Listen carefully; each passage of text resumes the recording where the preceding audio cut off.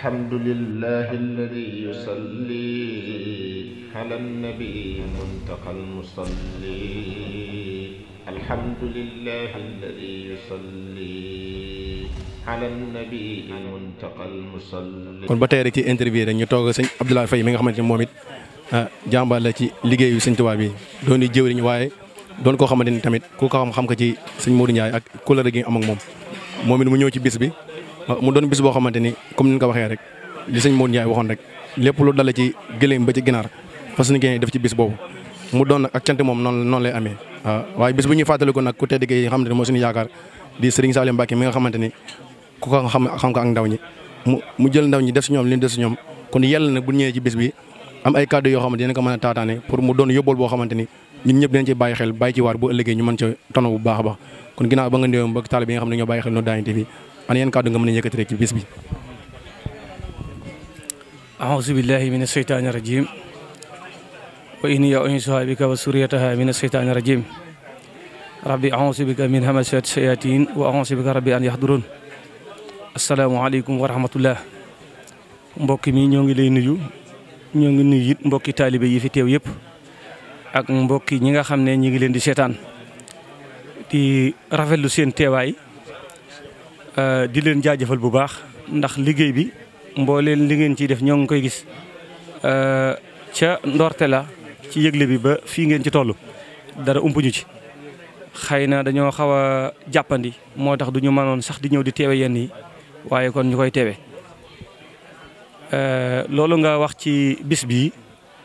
bi moom Serigne Saliou moo ko moom lañ ciy jaajëfal cant gi yëpp moom lañ koy delloo waaye nag sag bi ci ñun la dellu si ndax ñun la defal lu tax ñu war koo sant moom Serigne Saliou waaye nag Sénégal gi yëpp la defal lu tax ñu war koo sant ak Afrique bi yëpp ak adduna bi yëpp rawatina monde islamique ndax liggéey na l'islam liggéey boo xam ne soo ko yamalee ci ñim yar dafay tuuti soo ko yamalee ci Sénégal yi dafay tuuti da nga koy boole adduna bi yëpp ndax wa ma arsalnaaka illaa rahmatan lil alamin yonente bi la wuutu ndax Sëñ Tuubaa la wuutu Sëñ Tuubaa wuutu yonente bi te yonente bi fa toogal yàlla te yàlla moo ne ko dama laa yónni ngir nga nekk yërmande mooy lan ngir nga mën a xettali nit ñi ci li leen war a dal ëllëg bu ñu ma topput ngir nga mën leen giide ba ñu mën a dem àjjana ji nga xam ne moom la ñu leen dig janatu waxidal mu taxun su ko defee ku toll noonu nag bu la yàlla dimbalee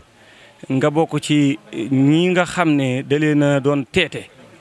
ñi mu doon teete tikkiwul ne da leen doon yar pour ñoom ñu jub parce que jubal na ñëpp waaye daf leen doon teete parce que bu ëllëgee ñoom ñu nekk basiran wa nasiran wa sirajan pour ñoom ñu bokk ñu doon ñuy gindee ndax ñoom Sëñ Modou Ndiaye ñii ku leen fréquenté maanaam yow ci sa bopp di nga jub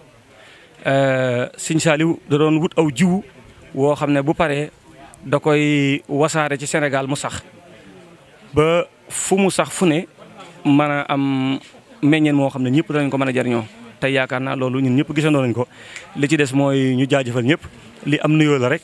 leneen leen ci mën a wax muy man koo xamle yaakaar naa xanaa fàttali lay doon waaye mënut a doon ab xamle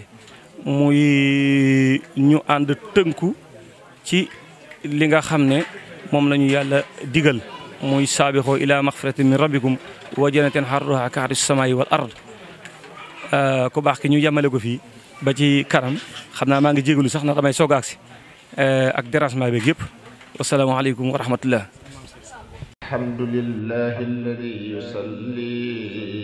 ala nabi muntaqal musalli